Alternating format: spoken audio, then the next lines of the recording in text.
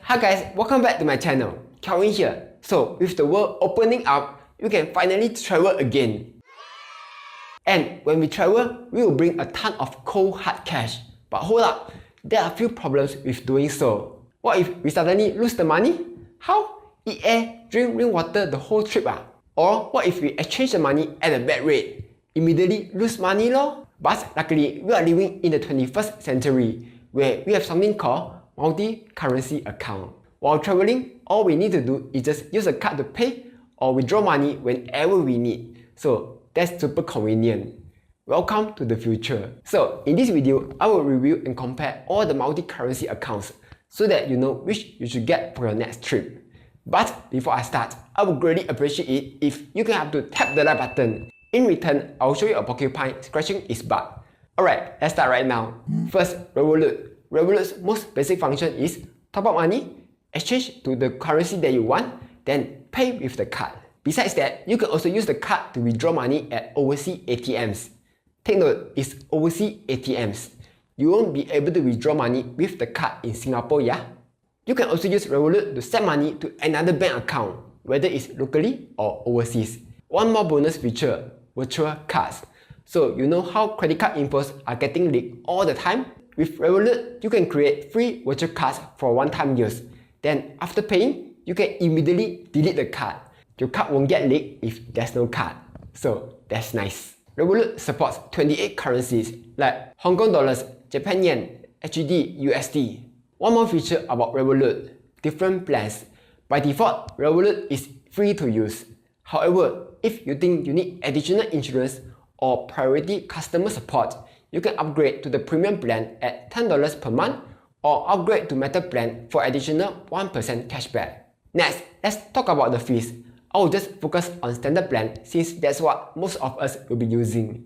Currency exchange. For most currencies, there won't be any fees, but there's a 1% fee for Thai baht and Ukrainian currency. Take note that if you convert currency outside of foreign exchange market hours, there's an additional 1% fee. Also, you can exchange up to $5,000 a month without any fee. After that, there's an exchange fair usage fee of 0.5%. Every month, you can withdraw up to $350 worth of money. After that, there's a 2% fee. Okay, here are two pro tips. First, you can earn extra cashback when topping up to Revolut. But it's not that straightforward. Basically, you can use Amex cards like Amex True Cashback Card or UOB Absolute Cashback Card, top up to GrabPay to earn cashbacks, then use GrabPay to top up to Revolut. Revolut also has a promotion from now till 30th June. If you top up $100 to Revolut, then use it to pay for public transport, you will get a 20% cashback up to $10 a month. Okay, moving on, Utrip. In terms of features, Utrip is a bit similar to Revolut. You can top up, exchange currency, and pay. You can also use it to withdraw money in overseas ATMs. But the downside is, Utrip doesn't let you send money to bank accounts. Instead, they only let you send money to Utrip users. Currently, Utrip only lets you convert to 10 different currencies, like USD, Euro, British Pound, and so on. Fees. Unlike Revolut, Utrip doesn't charge any fees for currency conversion, which is awesome.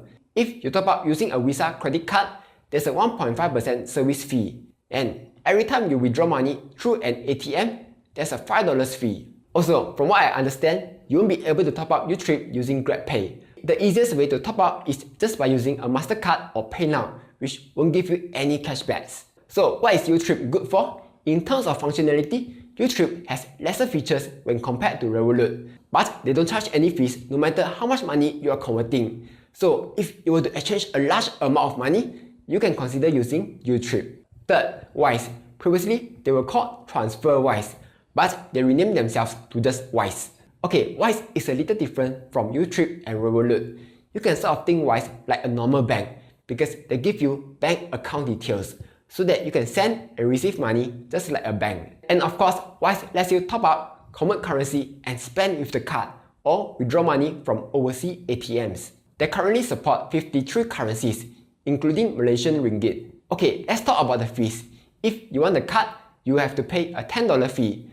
Unfortunately, currency exchange is not free. The fee starts from 0.41%. ATM withdrawals are free up to $350 per month. After that, there's a 1.75% fee. Sending and receiving money may have fees depending on the currency and who you send it to.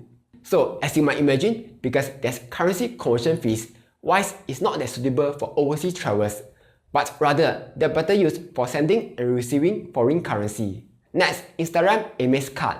Okay, this card is a little different from all the previous cards. If you have a MasterCard, you can link it to Instagram. Then whenever you pay using Instagram, you can earn 1% cashback on foreign currency transactions or 0.5% cashback on HUD transactions. To earn the cashback, the transaction need to be at least $10 or more, and you will need to spend 1.5k every 3 months.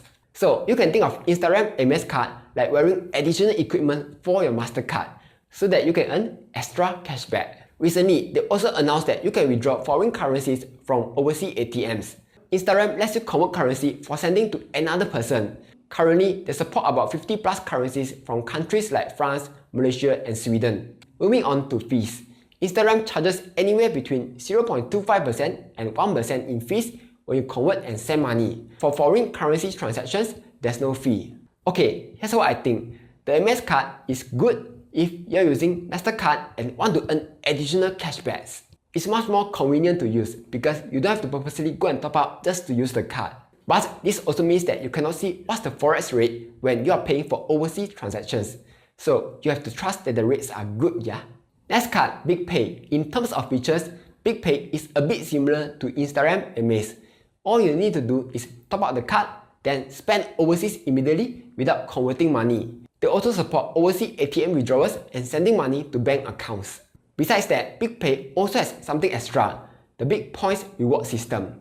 For every $5 you spend with BigPay card, you get 1 big point.